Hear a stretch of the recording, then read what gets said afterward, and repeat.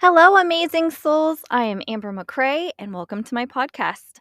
I'm an educator, private certified holistic nutritionist, and herbal healer, mama, grandma, wifey, overachiever, and recovering perfectionist, and also a BFF who helps exhausted women connect to themselves and others. Welcome. Welcome back, amazing souls, and we're going to continue our series with what happened to you. And this is your trigger warning. Today, we are going to talk about sex. This is another one of those taboo topics that we tend to stay away from just because it makes everybody uncomfortable. But I truly believe it's so important to talk about. I believe one of the biggest misconceptions about sex is that women have sex for emotional reasons and men do not.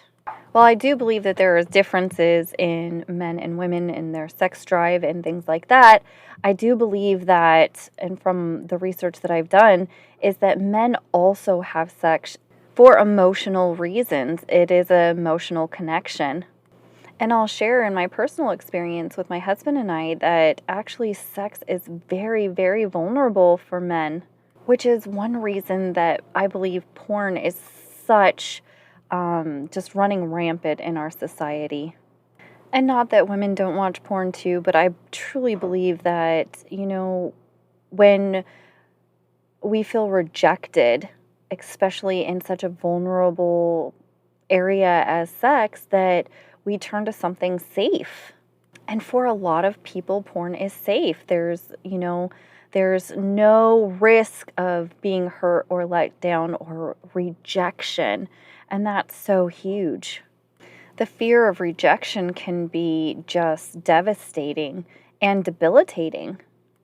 And I believe if we stop and, we really start to ask questions and we go back to, the name of this series, what happened to you instead of what's wrong with you.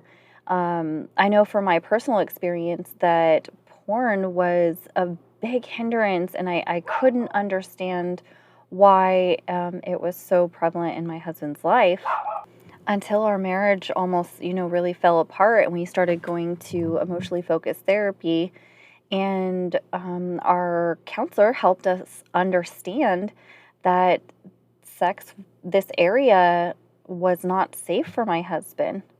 The fear of rejection, even though we had a great sex life, was still just so raw and real from past experiences. And there were a few reasons why this was an unsafe area for my husband. One was that when we first got together, I was very adamant that I would not be with somebody who watched porn. So he felt that he could not, from the beginning, come talk to me about that topic. So that already started off this fear of judgment and rejection. And then you add in kids and life and being busy or tired, and throw in other connections and feeling unseen or unheard, just not valued as much as maybe other people, and what that does to his psyche and his brain, which all helped contribute to not feeling very safe in this area. That it would make it often hard for him to come and talk to me or ask, for sex.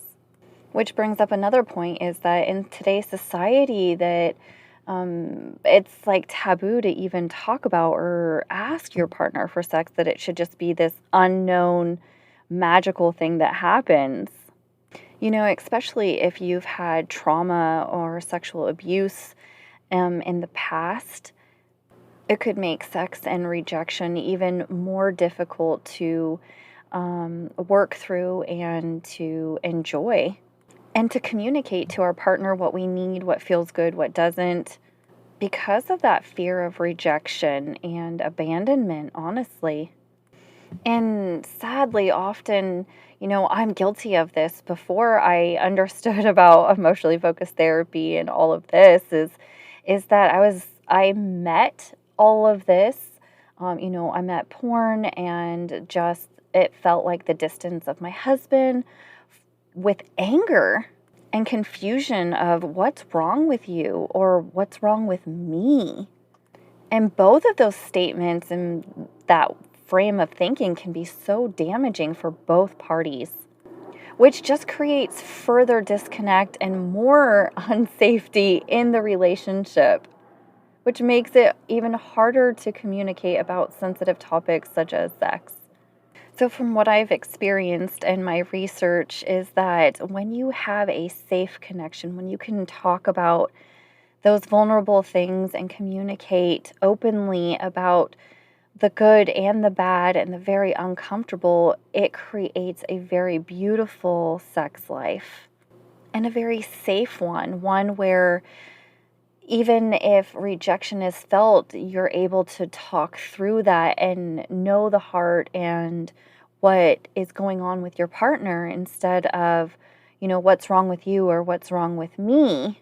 And vice versa, being able to communicate about what happened to you, especially around sex, allows for your partner to understand you on a deeper level and to really be able to be there for you. But I do truly believe that before we can have these vulnerable conversations, especially about sex or trauma that we've experienced around this topic, that it starts outside of the bedroom and it starts with creating a safe connection through communicating on our daily life and the simple things. It's like a muscle that you build up. It's, you start with the stuff that isn't so important and you build up that and you start there, and then you can move on to those big, tough topics that we're talking about here.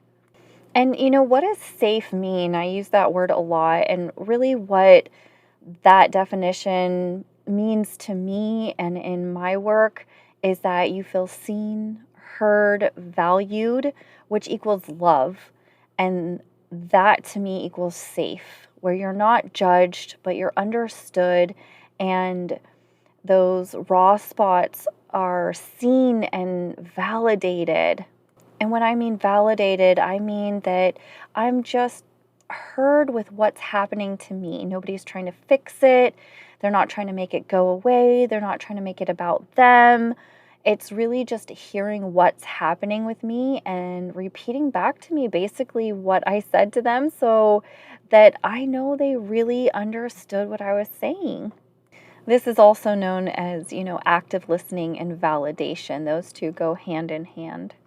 So if you've experienced trauma or just wanting to deepen that connection or your sex life with your partner, but you're not really sure where to start or how to go about that or bring up these topics, and if you don't have a safe partner right now, then you need a safe place to be able to talk about and work through these things, head to my website and click on that link for the free Zoom consultation, and we can chat about how I can help you on your journey. I look forward to talking to you guys in the next episode, and remember, connection over perfection.